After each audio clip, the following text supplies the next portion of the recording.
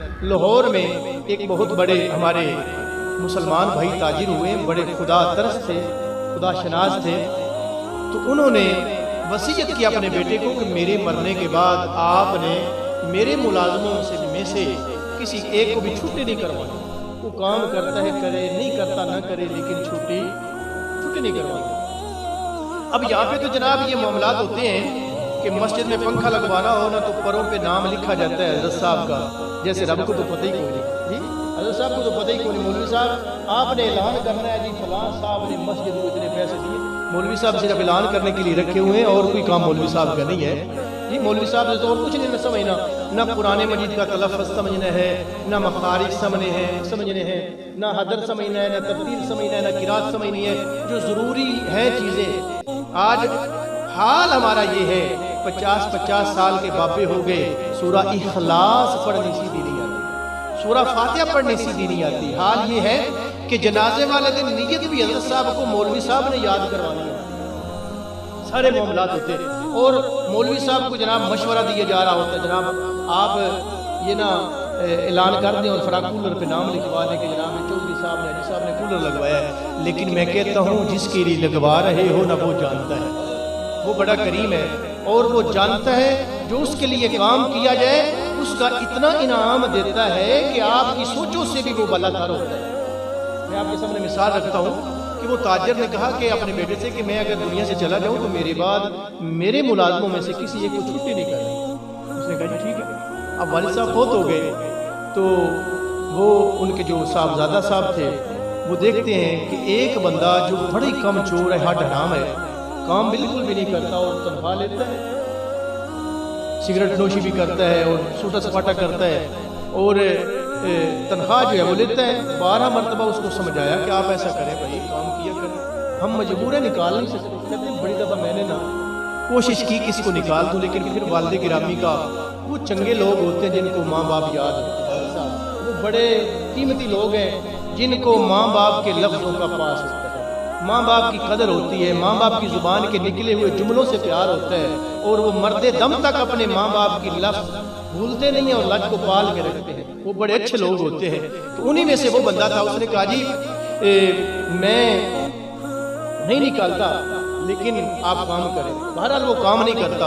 ان کا طریقہ یہ تھا کہ ہر سال وہ قرعہ اندازی ڈالتے تھے، جتنے مزدور طبقہ اس فیکٹری میں ہوتے تھے سب کے نام لکھ کے جس کا نام نکلے اس کو حج کے لیے بھیج دیں۔ اس دفعہ جب قرعہ نکلا تو اسی بندے کا نام نکلا جو وہ سوٹا سپاٹا لگانے والا ہے۔ اس نے کہا جی میں نے حج پہ نہیں جانا۔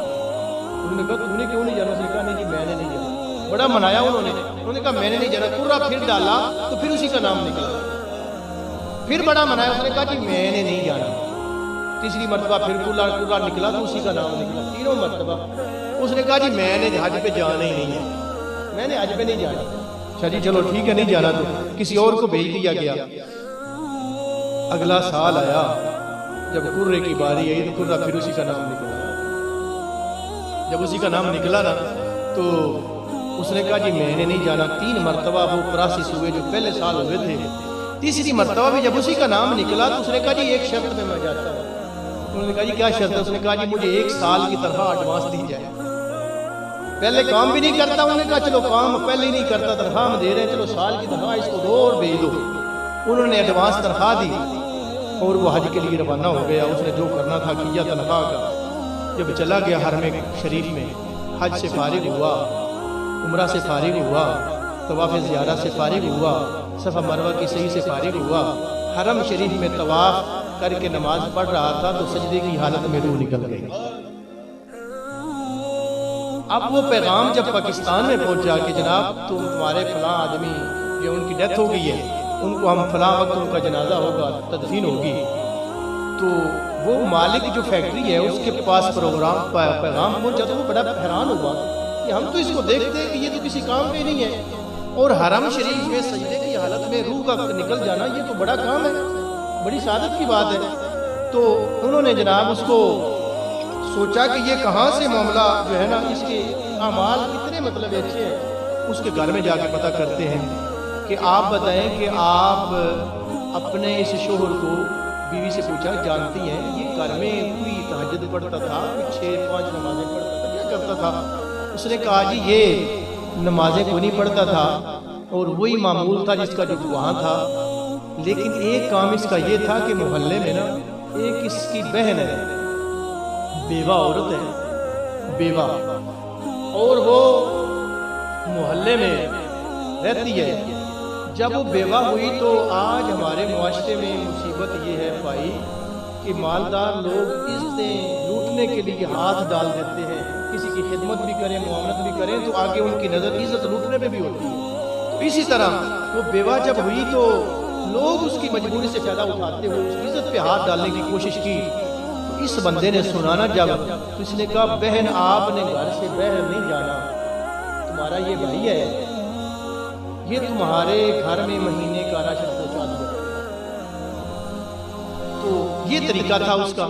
اب وہ مالک فیکٹری اس بہن کے پاس گئے پوچھنے کے لیے کہ تمہارے بھائی کا تمہارے ساتھ کیا سلوک تھا؟ اس نے کہا جی سلوک، اس نے ساری کو کہانی سنائی جو میں نے پہلے سنا دی۔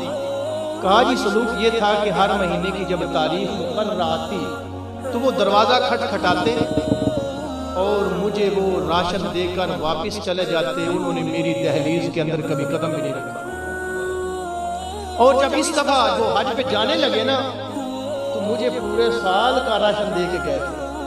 اب انہیں سمجھ آئی تھی کہ وہ پورے سال کی تنخواہ کیوں مانگتا تھا۔ اب سمجھ آئی کہ پوری تنخواہ وہ کیوں مانگتا تھا اور وہ کیوں نہیں جاتا تھا حج کے لیے۔ اس کے نہ جانے کے پیچھے ریزن یہ تھی۔ اب یہاں پہ اللہ فرماتا ہے وہ تمہارا منہ کر لینا مشرق کی جانب یا مغرب کی جانب اللہ اسے کیا کرے اگر تمہارے دل میں مسکینوں کی محبت نہ ہو، تمہارے دل میں اللہ اور اس کے رسول کی محبت نہ ہو، تمہارے دلوں میں ماں باپ کی محبت نہ ہو، تمہارے دلوں میں مال نے گھر کر رکھا ہو۔ وَآتَ الْمَالَ عَلَىٰ حُبِّهِ ذَوِي الْقُرْبَىٰ، اگر تم منصب چاہتے ہو اس پیارے مال کو رب کی راہ میں خرچ کر دو۔ اب وہ مالک فیکٹری اس کے سر پہ ہاتھ رکھ کے نا کہتا ہے بہن آج کے بعد میں تمہارا بھائی ہوں۔ وہ چلا گیا، آج کے بعد تمہارے گھر میں ویسی راشن پہنچے گا جیسے تمہارا بھائی پہنچا تھا۔ اب اس نے معمول بنا لیا کہ ہر مہینے اس سے بھی اچھا جو اپنی اوقات کے مطابق وہ دیتا تھا، انہوں نے اپنی اوقات کے مطابق دینا تھا، اچھا راشن بھیجنا شروع کر دیا اور کہا میری بہن میرے لیے بھی دعا کرتے رہے۔ اب دعا ہونی شروع ہو گئی۔ اگلا سال جب آیا نا تو قرہ مالک کے نام کا نکلا۔ اب قرہ جب نکلا حج کے لیے روانہ ہو گئے، حج بیت اللہ کیا، طواف کیا۔ جب حج سے فارغ ہو کے رسول رحمت کی بارگاہ میں گئے تو مسجد نبوی شریف میں سجدے کی حالت میں اللہ کریم نے دنیا سے اٹھا دیا۔